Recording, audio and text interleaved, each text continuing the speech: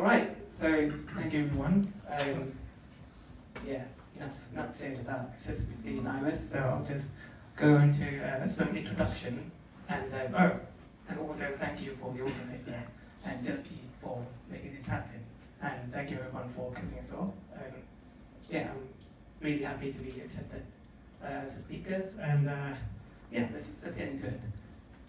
So a bit about me, intro. So I'm an iOS engineer. I work at this company called Backbase. They do engagement banking platform.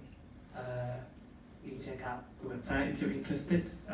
We do all sorts of banking solutions. You can just come to us with a user database and a banking license, and you can get a bank up and running in no time. And I have about 5 years of experience in iOS development, although I think I'm still very new in terms of accessibility and API and making apps accessible. So I'm sure a lot of you in this room probably know more than me about accessibility. So if that's the case, if there's anything I say that's wrong or can be improved, please let me know, give me a shout, or come talk to me later. I would love to hear feedback and suggestions. And you might have already noticed that this is my first talk, so I'm sure you're all very nice and not judging. So but yeah, I'll try my best and try not to put too many fitting words and awkward silence. Again, my name is Tanin. Don't worry about my surname. I have a little blog post. I post about iOS development stuff, sometimes about books I read. And I have a Twitter account as well. I post the same thing. Basically, I post about blog posts that I post on my website. So follow me if you're interested. And what's next? Oh, right. So I've divided my talk into 3 parts. So the what, the why, and the how. So in the what, we'll talk about various areas of accessibility. What is it? What does it mean to make your app accessible? And that kind of thing. And then we talk about why it's important.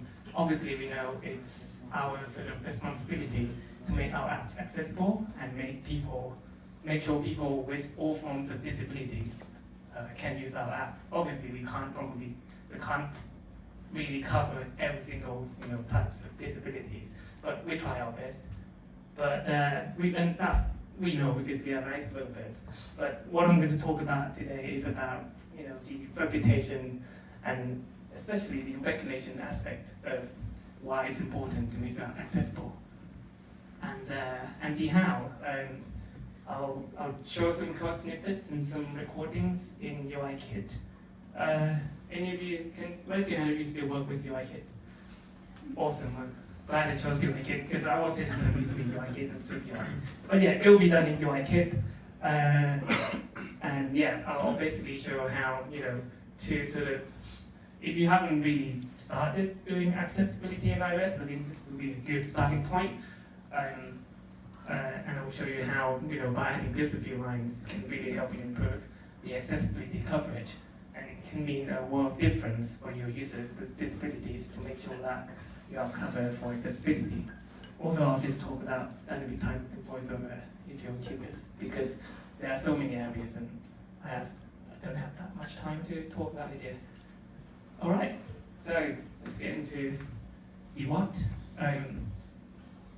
A bit of a trivia there. So it's A11Y because there are 11 characters between A and Y. And that's something I've just known about when I was preparing for this talk. Right, so accessibility. I think it's about ensuring that people with disabilities can use your app, can perceive, can navigate, and try to use your app to help them solve the problems that the app is supposed to do. And there are many areas, the well-known one like dark and light theme, or voiceover, that's very commonly known, or some less, not as well-known one, some simple things like plain language, because we need to make sure that we don't try to, write a legal document or anything. We want our app to give descriptions or any text within our app to be easily understandable. And you might be wondering why I have divided the things into 4 groups, and that's because that's how the WCAG guidelines divided it into 4 groups: perceivable, operable, understandable, and robust. And we'll come back to this standard later on why it's important and why we should sort of follow, in terms of when we tackle accessibility, why we should start from here. And let's talk a bit about common misconceptions. Maybe it's not misconceptions commonly, maybe it was just my misconceptions, but I think it's good to mention these as well. So some people might think that, or at least me, used to think that not many people have have disabilities, and according to the first link, which I don't remember what it was, but it's a trustable source, and it says that about 15% of the global population have some form of disabilities, and that's actually 1 billion people, obviously not a small number. And according to the gov.uk website, that is 1 in 5 people have some form of long-term illness, impairment or disability. And if you do the math, that's actually more than 20%. So it's not, we're privileged not to have any form of disabilities, but there are people who do, and we don't want to discriminate them. And a couple more things. It's not about box ticking, it's more of an ongoing process, because as you develop more features, you have to make sure those features are accessible. And also, as I mentioned earlier, there are so many disabilities that we probably can't even possibly comprehend. So we have to keep developing it. Apple have released new accessibility APIs year after year, so maybe that's a good starting point for us to maybe try and explore those new APIs, see if it's applicable to your apps, or just try to get user feedback, see where the gaps are, which sort of types of disabilities that we might not have considered, or it just be as simple as improving the user interface of your accessibility. Maybe it's already accessible, but perhaps you can make it faster and easier for people with disability. And I'll actually be demoing some example of that as well in the 3rd section. And last but not least, making an app accessible is time consuming. I think it's quite the same argument as writing tests for your app. If you design it from day one, it's probably going to be easier to make it accessible or testable in the case of testing. And I'll show you as well in the 3rd section that by adding just a few lines, it will really get you way over the curve compared to other apps that have not really considered accessibility. Right, so why is it important?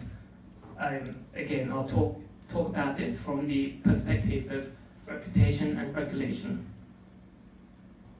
So, reputation, just one example, Twitter, amongst other scandals in the past few years. They once decided to release this voice tweet feature, and obviously voice tweet suggests that you need to be good at hearing, and there are people who struggle with hearings, and therefore you should provide subtitles, and they should have done that. I think text sort of transcribing is not anything new, but they didn't, and therefore it became a headline and harmed their reputation. But yeah, so that's just one example of how bad it could be on your reputation if you're not considered. And regulations. So there are various, I'll share the slides below if you're interested in the links, but there are various laws and regulations and legislations around accessibility, and these are the regions that I guess a lot of you guys here in this room work, where your users sort of locate in. And the US one is particularly the most effective one, maybe I might say, because of the sort of suing culture in the region. And there's some information about how, there was once a lawsuit in 2017 where a company was sued by a user that their website wasn't accessible, and they won, so the company had to pay. And since then, it had sprung up a whole industry of running accessibility checkers on websites. And something will fail, and they will use that against those companies and try to make money. And some big numbers here can change the scene. There's been 320% increase in the past 8 years in terms of the total number of the ADA lawsuits.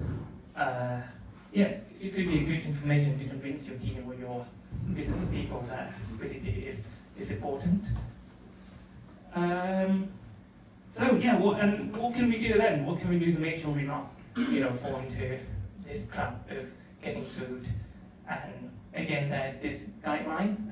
The guideline itself is mentioned in the regulations, or at least for the UK one. I did check on the government website, and there's a link to the guideline. So if you do follow the guideline, you'll be pretty well covered. The guideline is very long, and it's divided into 4 sections, as I mentioned earlier. So I would encourage you to check it out. All right. Oh, we're going pretty fast, aren't we? So in the 3rd section now, I'll show you some code snippets and some recordings, and I'm just going to focus on dynamic type and voiceover. So dynamic type is, if the device settings has the text set up, RAM up to like the largest text, you need to make sure that your app does respect that settings as well, because some people can't see the average text size very well, and voiceover is for people who have blindness or can't see very well, and they want the device to sort of read out the UI components on the screen.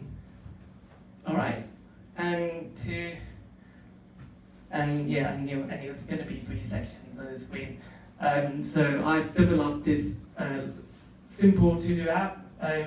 Doesn't, as you expect a to-do app to be, it has a heading on the top, a list of to-do items. Each item has a checkbox and the label.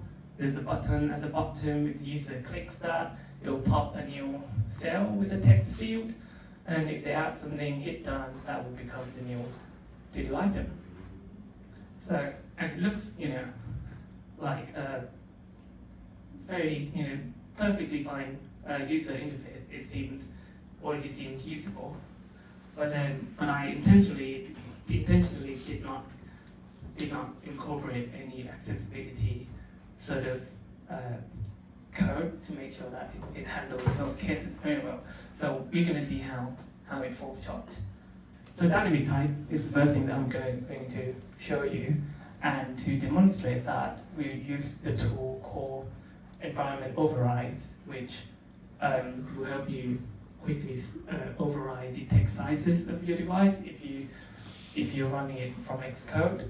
So obviously you can just go into the settings of the phone, set the font size to whatever you want, but this is an easier way to do it.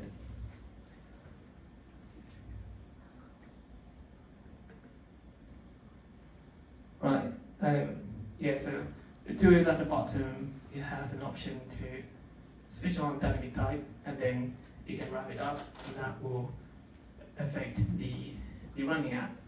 And everything has increased in terms of its size. The back button, the size of the text on the back button went up, but everything else that I have developed did not. That's because there's an accessibility issue here. So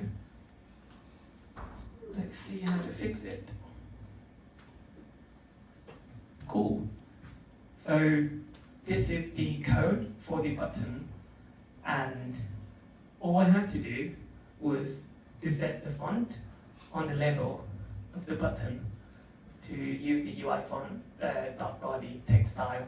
And if you have played around with Swift UI before, this is the same, text style on Swift UI where you have dot body, dot large title, dot headline, and that kind of thing. And if we set that, the system will know which sort of style of this text is, and therefore we can adjust the size of the text accordingly.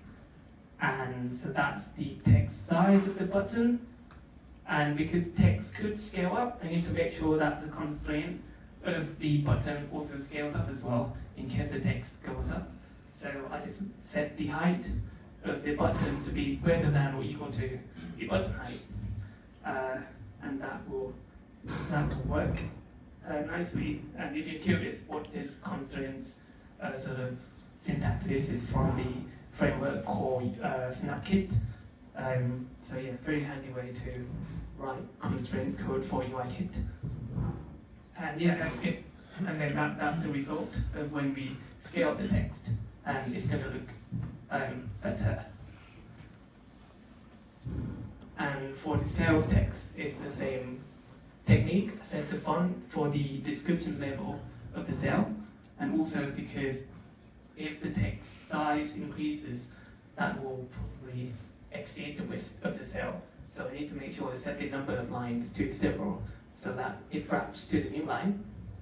I should probably have done that for the button as well, and that's an example of how you can make an improvement. Maybe, yeah, it already works well, but maybe if that's not English, it might be longer, and if it's longer, it might not wrap up properly because I didn't set the number of lines on the button. So that's one of the examples of how it's sort of never done, and you might miss something when you do when you write code, and make sure it sort of covers accessibility. Another tool you can use to sort of check for dynamic type is Accessibility Inspector. Again, you can find it in Xcode, but it's kind of an individual app as well. And it looks something like that. It's a very powerful tool. It doesn't just help you catch the dynamic type accessibility errors, but yeah, it's quite complex, so I can't talk about everything Accessibility Inspector can do now. But this is the feature that I'm going to talk about. Is the audit feature, where if your app is running from Xcode, you can just go to the audit tab. It's the second tab from the top right, and then you hit run audit. And after a while, it will show you all the possible accessibility issues from your app. For example, here we have 3 types of warnings, because it's very nice. It doesn't say, oh, your app is wrong. It just says, maybe your app is wrong in terms of accessibility here. So the first one is that it's complaining that something, a hit area of something is too small, and it even gives you a snapshot of that particular view. And so you might be wondering, okay, so it's too small. What is not too small? So Accessibility Inspector have this little question mark icon that will give you suggestions as well. And in this case, it's spot on because, according to the Apple guidelines, the touch sort of area should be at least 44 times 44, and that's exactly what it's suggesting. And that's not really an accessibility API. You can just set the frame of the button to be 44 times 44. The other thing, this is how it catches dynamic type error.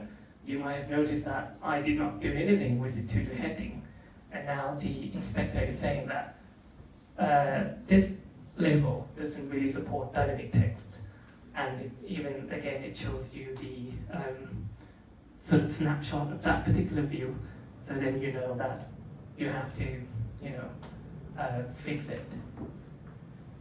And last thing from this audit screen is image name used in description.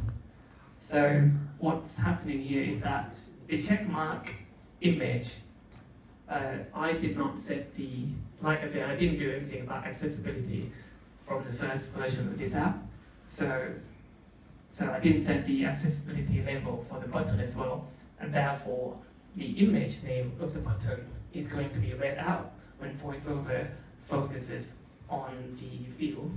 And image name is probably something like empty icon 1A, which doesn't, maybe it works, but it doesn't really make sense to end users what empty icon means, or it could be something else, So that's something we should handle as well. And if the app is not in English, maybe that's not going to be understandable for users.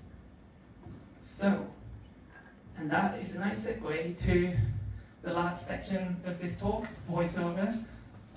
Let's see how it looks.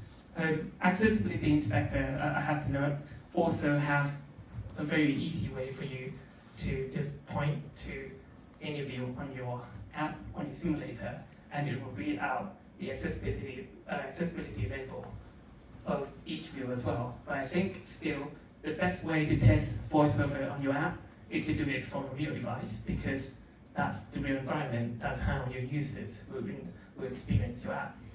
So let's see how this one looks like.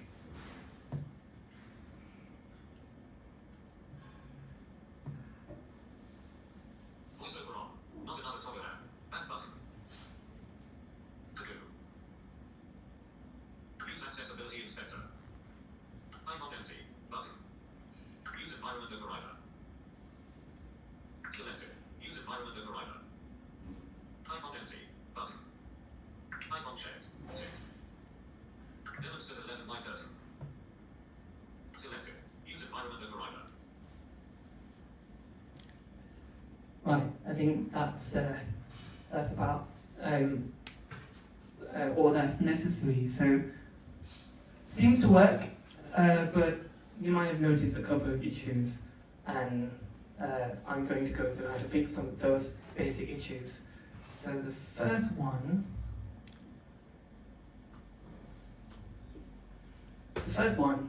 is that VoiceOver, when it goes through the list, it focuses on the cell, then it focuses on the check mark.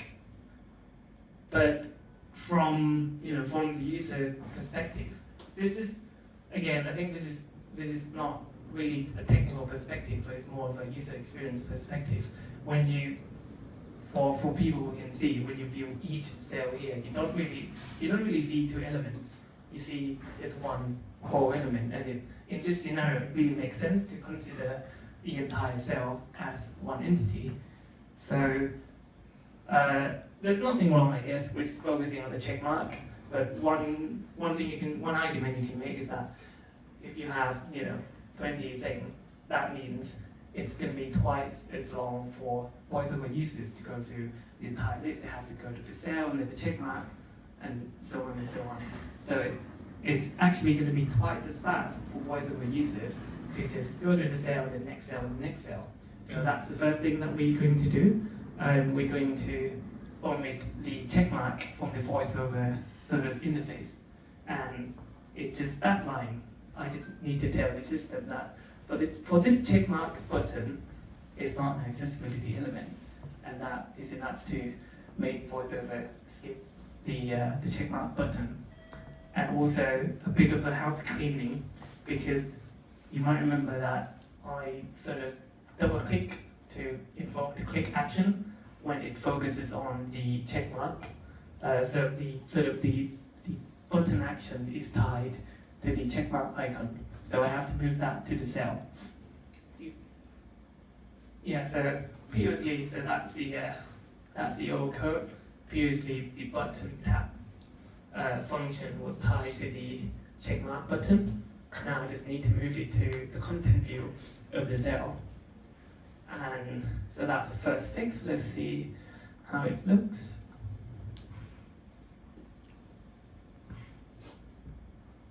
Use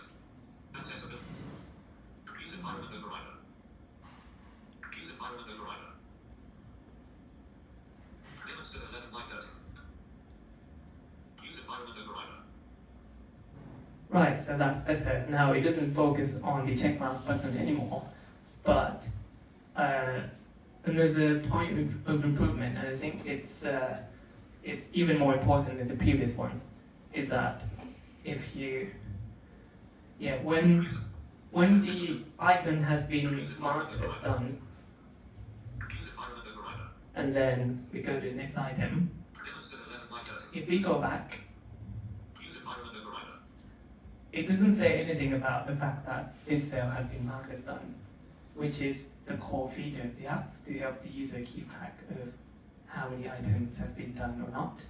So this basically renders the app not usable for people who have blindness.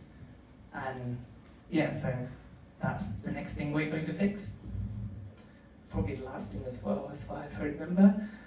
So currently, the label of the text here is just the item name. What we want to do is we want to prepare completed to tell the voiceover user that, oh, this item has been marked as completed. And so that's the new line. This is the code where I apply this right through for the text. So whenever that happens, I also update the accessibility label to completed and then text. And let's see the result. Use accessibility inspector. Use environment overrider. Completed. Use environment overrider. Demonstrate 11 by 30. And if you go back, Completed. Use environment overrider. it says completed. And yeah, and I actually wanted to demonstrate other things, but it's not going to be a 30-minute talk if I did that. So that's pretty much it. So yeah, it's a wrap up. Apple keynote style. You have to wrap up at the end. So 3 sections. What I said, I talked about the WCAG 2.1 AA guideline.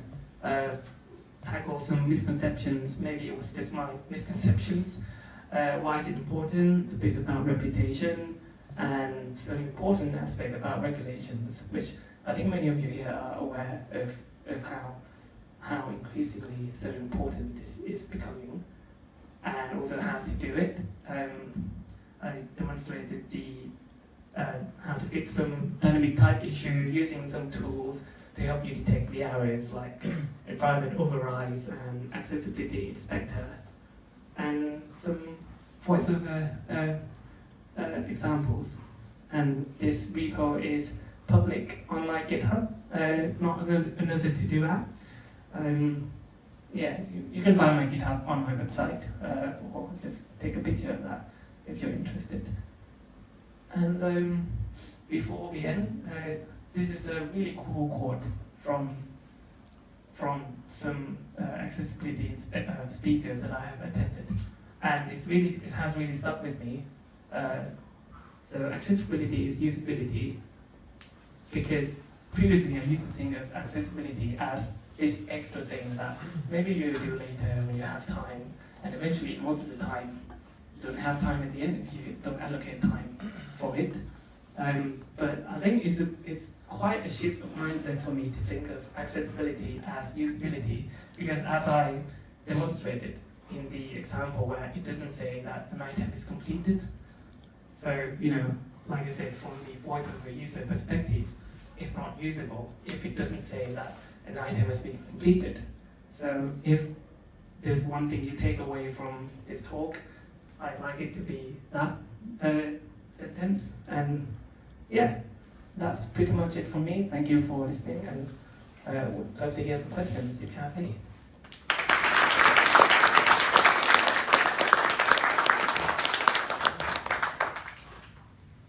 Yes, please. Do we have a mic or this one? No. That would be fun, wouldn't it? Oh, it is?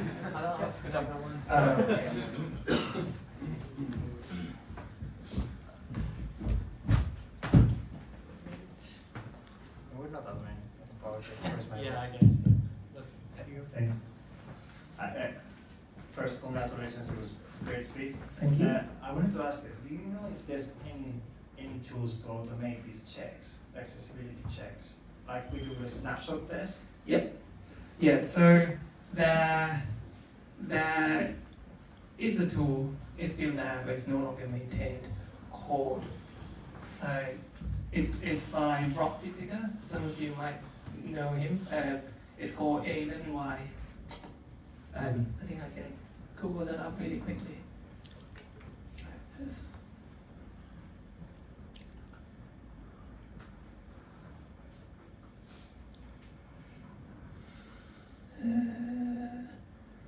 That's just him.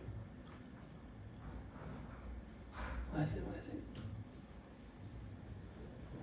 So Alien UI tests, that's a tool that will help you catch. It works quite similar to the accessibility inspector, where it tells you, this doesn't support dynamic text. Like it knows the criteria of accessibility, of how a good accessibility app should be. But he has sort of stopped maintaining the project, unfortunately. So, but he did suggest some other tools which I'm actually playing around at the company that I'm working for. So that one is called Accessibility Snapshot. So that one is built on top of various snapshot testing frameworks, like the one from point3.co, and I think another one from Facebook as well. So this one is different. It works differently from the previous one. So the previous one knows what does a good accessibility app looks like. Also, some people did say it did report some false positives sometimes. So that's the previous one. But for this one, it doesn't know anything about accessibility criteria or anything. But I'm not sure if there are example screenshots. There's not. But yeah, so what this one will do is that it will take a screenshot of your app, and then on the other side, within the same PNG file, it will list the accessibility levels of all the elements of your UI, which makes it much faster for you to regression test the voice of a user interface or the labels of your UI. So again, but that is very it doesn't know whether it's right or wrong. If you have the baseline, and as long as the new generated test, screenshot test matches the previous one, then it will say the test is successful, but maybe your baseline screenshot is wrong. So you have to put some effort into setting the first baseline. This one, I think, is maintained by a company called Cash App. Yeah, and it's still, last commit was last month, so also everything else is a few months away. But yeah, that should be a good starting point if you want to have a look. Thank you. Any other questions? I guess you can shout, or I guess that's the last one. Yeah, thanks for the great talk. So one thing I see that iOS developers do commonly is they set a fixed size of buttons in order to match a design spec one-to-one. Yep. What recommendations would you have to make it so the button can still grow in size but maybe match the design spec still one-to-one? I think it would be that exact same constraint settings that I showed earlier, where you do greater than or equal. Yeah, where you do greater than or equal on your button. In that case, well, it depends on other constraints that you have to make sure it's right as well. But I think that's the key thing. You need to make sure that it can grow. It's not a fixed size. Yeah, I think that's it. Cool.